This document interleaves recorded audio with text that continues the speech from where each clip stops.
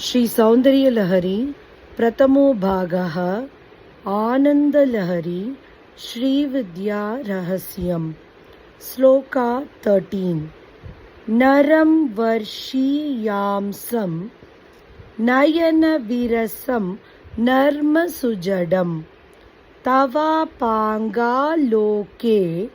पतितम् अनुधावन्ति शतशः गलद्वेणीबन्धा कुचकलशविस्रस्तसिचया हठात् दृढ्यत्काङ्क्ष्य विगलितदुकूला युवतयः नरं वशीयांसं नयनविरसं नर्मसुजडम् तवापाङ्गालोके पतितमनुधावन्ति